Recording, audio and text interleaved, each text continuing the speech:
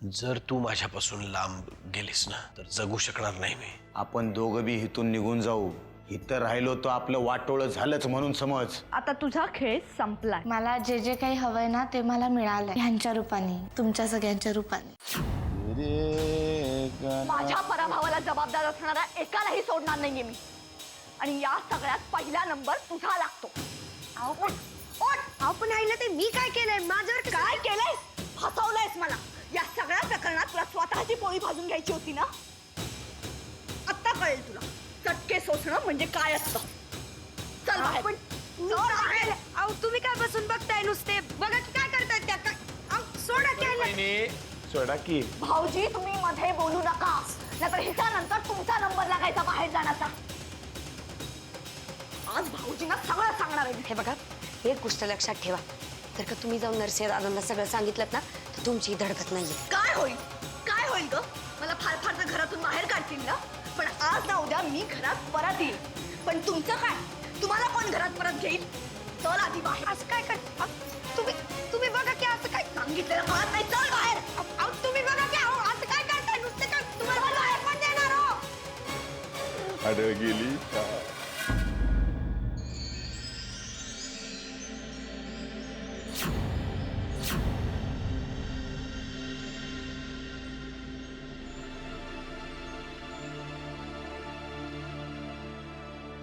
तू कोण समजतेस रे स्वतःला? हे बघ, तुझ्या या फालतू गोष्टींकडे लक्ष द्यायला माझ्याकडे अजिबात वेळ नाही. कळलं? तुम्ही काही बी बोला, पण तुम्ही मला माफ केलंय असं म्हणेपर्यंत मी इथनं अजिबात जाणार नाही. धक्के मारून हकलून दिलं तर जाशील? नाही, कारण लवकरच तुझ्यावर तीच वेळ येणार आहे. अहो असं का बोलता माझ्याशी अहिल्याताई? कारण हे मी नाही, तुझा नवरा बोलत होता. तेच बोलत होते हे सगळं. म्हणे खूप शहाणी झालीये, स्वतःला अतिशहाणी समजते, डोक्यावर बसली. आता तिला मारून टाकली ना तरी मला काहीही फरक पडत नाही. शंभर पोरी डोरली घेऊन फिरत होता माझ्या मागे. गळ्यामध्ये घातलं म्हणजे काय लगीन झालं काय? सगळी नाटकं आहेत ना तुझी. तू काय खोटारडी आहेस की नाही? आजच्या बाईला सांगेन तू सगळं भांड फोडीन मी.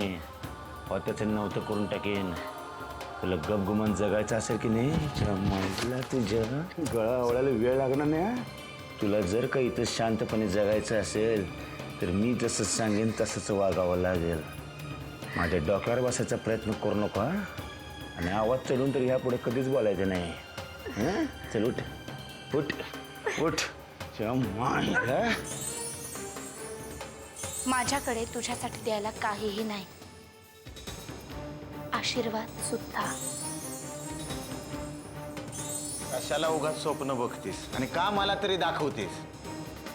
तुला या घरामध्ये आता काडीची बी किंमत नाही. काडीची एकदा का निवडणुकीचा निकाल लागला की तुझा बी निकाल लागलाच म्हणून समज. तू माझी मदत करतोयस का घाबरवतोयस मला? सत्य परिस्थिती सांगतोय. वेळीच भानावर ये सुगंधे.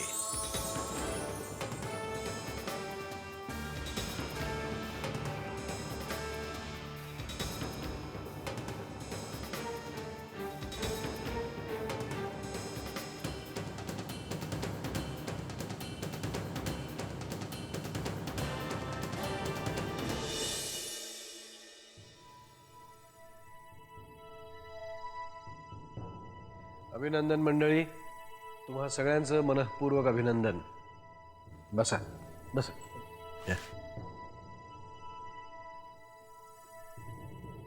वागणेस. हो साहेब. सर्वप्रथम तुम्हा सर्वांचंच साहेबांच्या वतीनं आणि माझ्या वतीनं मी अभिनंदन करतो. आणि आजच्या या भरघोष यशाबद्दल मी त्या देवाचे आभार मानतो ज्यानं आपल्याला जनतेसाठी काहीतरी करून दाखवण्याची फार मोठी संधी दिलेली आहे. आणि त्याच संधीचं सोनं करण्यासाठी म्हणून आपल्याला काय काय करायचंय, त्या दृष्टीने आपलं पहिलं पाऊल कुठलं असेल हे ठरवण्यासाठीच ही मीटिंग आज इथे आपण बोलवलेली आहे. मी मीटिंग पूर्वी अजेंडा वाचून दाखवतो. अरे राम राम मंडळी. परशुराम किल्लेदार तर्फे तुमचं अभिनंदन बरं का सर्वांचे. हर्षो, काय तुझं? दादा तुझी परवानगी असेल तर तुझ्या मीटिंगला थांबलं तर चालेल का रे? तुझं काय काम आहे इथे? असं नाही म्हणले, इथे उभं राहिलो तर जरा ज्ञानामध्ये भर पडेल.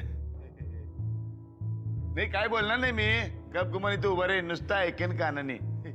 राहू उभा राहू. ठीक आहे. थँक्यू. वाकणीस सुरू करा. हो सर.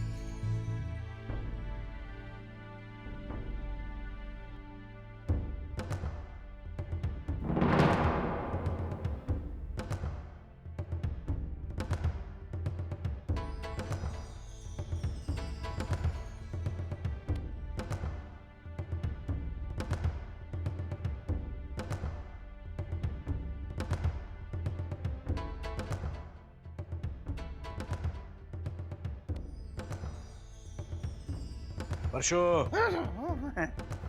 काय चाललंय तुझं? काय नाही, मान म्हणलं जरा धरते अशी. तशीच राहील मान. गप्प उभा राहा.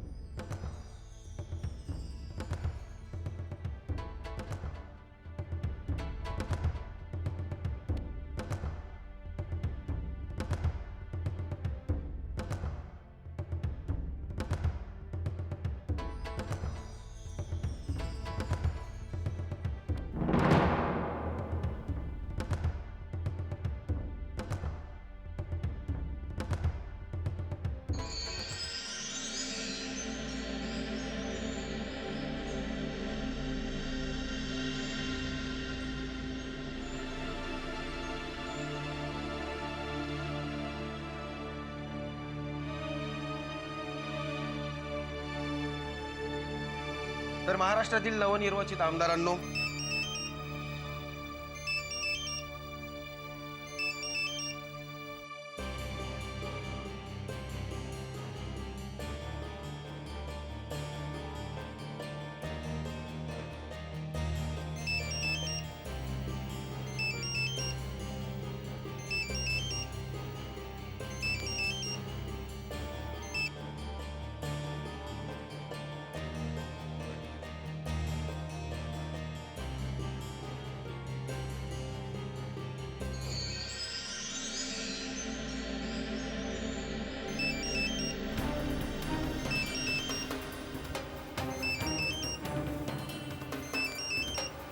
हॅलो.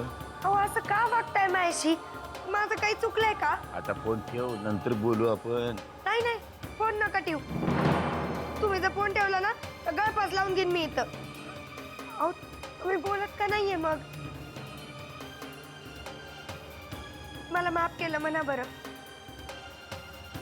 काहीच का बोलत नाहीये याचा अर्थ तुमचं अजून सुमित्रावरच प्रेम आहे, हो ना? तुम्ही एक गोष्ट लक्षात ठेवा, तुमच्या वारसाने जर का किल्लेदारांच्या घरावर राज्य करावं असं तुम्हाला वाटत असेल ना, तर त्याच्यासाठी तुम्हाला मी उपयोगी पडणारे सुमित्रा नाही. आणि त्याच्यासाठी सगळ्यात आधी ना जानकीचं पोरगं मेलं पाहिजे, त्या पोटातच. आता गपस की, नंतर बोलूया. वर्षो, फोन ठेव, नाही तर फोन सकट कान फोडून टाकेन. ऐका सुगंधा,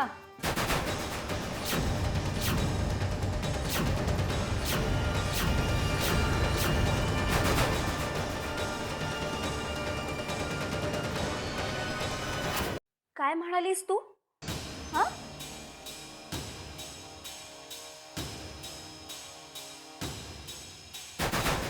अच्छा, हे तुझं खरं रूप. हा? सुगंधा, का केलंस तू असं? सुमिताई, तुमचा काहीतरी गैरसमज होतोय. गैरसमज आतापर्यंत झाला होता माझा. सुगंधा, आता मला सगळं कळलंय. इतकी नालायक नाहीयेस तू. नाही, मी त्यांना बरं वाटावं म्हणून बोलले हो काहीतरी. मी सुगंधा, तुला ना लाज वाटायला हवी. अगं, सगळं कळूनही अजूनही सारवा कसली करतेस ग तू? नाही सुमिताई, मी सुगंधा, एक शब्दही बोलू नकोस. आता ना मला माझीच लाज वाटते. घरातले सगळे तुझ्या विरुद्ध बोलत होते, त्यावेळेस मी एकटी तुझ्या बाजूने भांडत होते. आता काय ग उत्तर देऊ मी त्यांना? सुमिताई, अहो खबरदार मला सुमिताई म्हणालीस काय? सुगंधा, आता ना मला शंका येते. मदत होतं की नाही याची. अगं, जिने स्वतःच्या पोटात मूल वाढवलं, गमावलं, ती दुसऱ्याच्या मुलाबद्दल असा कसा का विचार करू शकते? सुमिताई, सुमिताई, माफ. अजिबात माफी मागायची नाहीयेस तू. तर तुझ्या बाबतीत जो काही निर्णय घ्यायचा आहे ते नरसिंह भाऊजीच घेतील. कळलं? अहो, त्यांना नका सांगू. अहो, त्या हाकलून देतील ना मला घरातनं बाहेर. सुगंधा, त्यांनाच काय घरातल्या कुणालाही कळलं ना तरी आता तुझी हकालपट्टी निश्चित आहे. सुमिताई नको, सुमिताई नका जाऊ मला. सुमिताई, सुमिताई. सुगंधा, सुगंधा, सुगंधा, सुगंधा थांब. सुगंधा थांब. सुगंधा, सुगंधा, सुगंधा, सुगंधा, सुगंधा, सुगंधा, सुगंधा थांब. सुगंधा.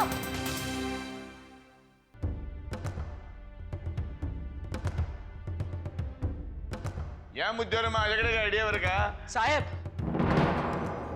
आत किचन मध्ये जानकी वहिनीनं भाजलंय. हो, गॅसचा भडका उडाला आणि घरात एक नवा किल्लेदार जन्माला येणार आणि त्याच वेळी एक किल्लेदारीण कमी होणार.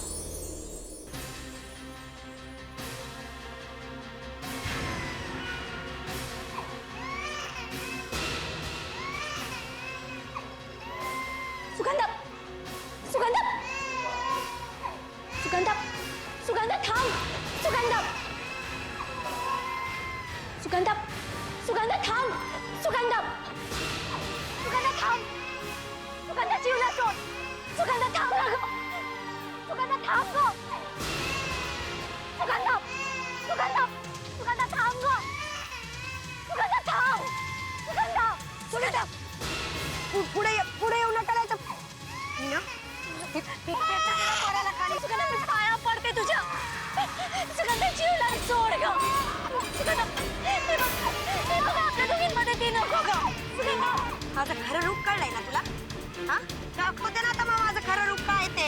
टाक बघ खाली, टाक बघ. सुगंधा नाही. सुगंधा, सुगंधा हे बघ, जो काही वाद आहे तो आपल्या दोघींमध्ये ना. मग जीवला नको गं मध्ये घेऊ. हे बघ तुला जी काही शिक्षा द्यायची ना ती मला दे. जीवला सोड गं. तुला शिक्षा पाहिजे? हा? तुला देऊ शिक्षा? खाली उडी मार. अरे उडी खाली मार. तुझ्या पोरीला वाचवायचं असेल ना, मार खाली उडी घेतली. हा? 10 आकडे मोजला. तर काहीच ना खाली उडी मारली नाहीस ना, तुझ्या ना खाली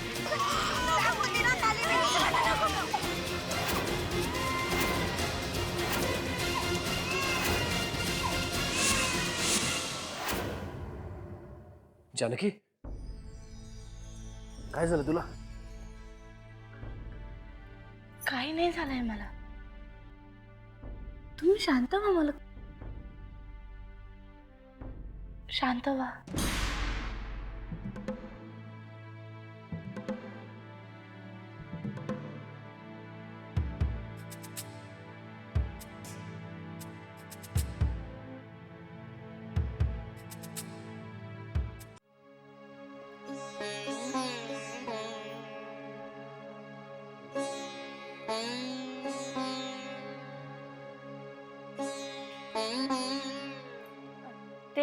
ते काय झालं, मी गॅसपाशी उभी होते आणि लायटर एकदम बंद पडला म्हणून नीट करायला गेले आणि विसरून गेले की गॅस असा चालू ठेवला आणि एकदम.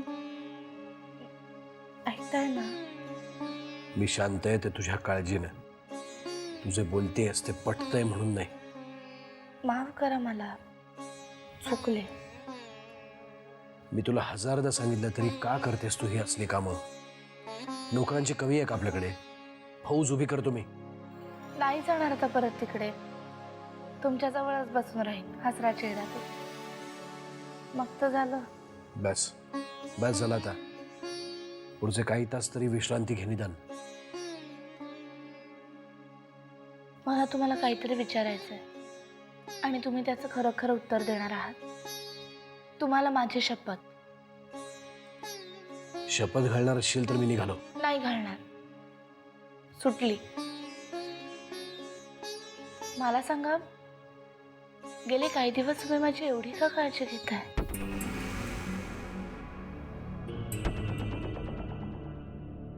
म्हणजे भवानी माईला भेटून आल्यापासून तर जास्तच.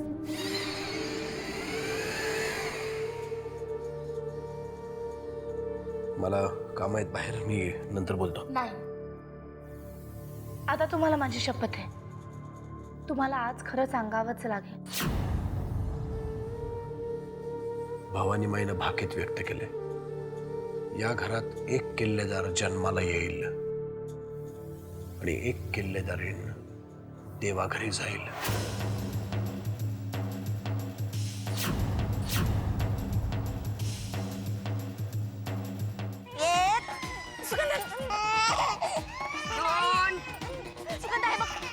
तुम्ही मला 10च्या पुढे आकडे नाही मोजता येत.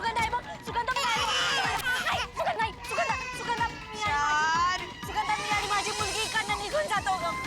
नाही येणार तुम्हा दोघांच्या मध्ये. सुगंध सोड ना जीवला. 5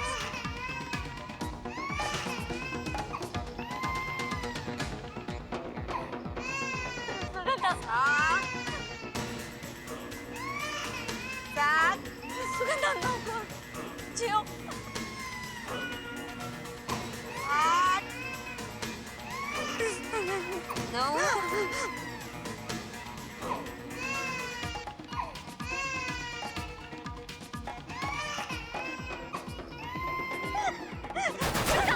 सुगंधा सोड. तुम्ही काय केलं? सोड जीवला. सुगंधा सोड त्याला. सुगंधा जीवला सोड. सुगंधा सोड जीवला. सुगंधा जीवला सोड. सुगंधा सोड. सुगंधा.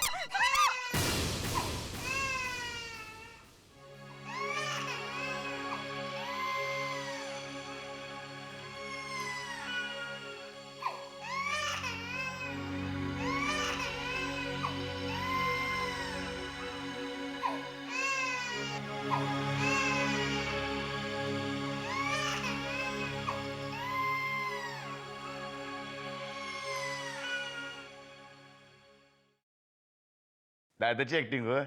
जमली की नाही. तुम्हाला सांगतो, मागच्या टायमाला पण वहिनीनं असंच अपघात झाला बरं का. म्हणजे काय झालं, माझ्या बायकून तेल सांडलं आणि वहिनी तिकडनं गाणं गुणगुणत येत होत्या आणि तेलावर पाय पडला आणि झुई एकदम झालं. म्हणजे कसं झालं, पुढं वाकी जरा तर वर पाय वर कराय असं एकदम पडायणार होत्या. तेवढ्यात हिरो आला परशुराम. मी आलो वादळासारखा आणि असं धरलंय त्यांना. पण पण मी काय म्हणतो परशुस साहेब, म्हणजे आतमध्ये नक्की काय झालंय? काही सिरियस वगैरे तर नाही ना? नाही सिरियसच असणार. नाही वाकण्या अजून बाहेर आला नाही की नाही, म्हणजे सिरियसच असणार. काय आहे, म्हणजे मी तिथं नाही नव्हे म्हणून हिंमत झाली सिलेंडरची भडकायची. नाही तर मी त्याच्या कानाखाली भडका काढला असता. जो बघा वाकण्या आला. माफ करा मंडळी, जरा वाकणी साहेब, सगळं काही ठीक आहे ना?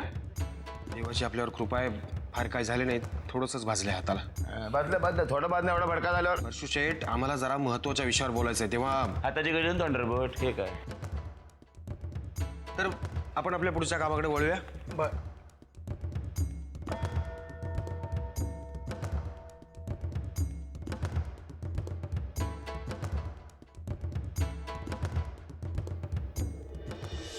आता तुला कळलं मी तुझी इतकी काळजी का घेत होतो ते. तुमचा विश्वास आहे या सगळ्यावर? पूर्ण विश्वास आहे. ठीक आहे, मी भवानी माईनी भाकीत केलंय म्हणून नाही, पण तुमच्यासाठी स्वतःची पूर्ण काळजी घेईन. फक्त स्वतःचीच नाही जानकी, तुला सुमित्राची, अहिल्याची आणि आपल्या चिवची सुद्धा काळजी घ्यावी लागेल. आणि सुगंधा? तिच्याशी मला काही घेणं देणं नाही. किल्लेदार मानत नाही मी तिला. जानकी, काय ग, काय झालं? कसला भडका उडाला? काय झालं काय? वामन दादा, आता तुम्ही मला रागवू नका, मी आधीच खूप बोलणी खाल्ली आहेत. अगं, मी तुझ्यावर ओरडायचं असतं, तू नाही माझ्यावर ओरडायचं. हा, काय झालं काय? अरे बापरे. साहेब, तर तुला काय झालं घाबरायला? सुमित्रा वहिनी गच्चीवरून खाली पडल्या. काय?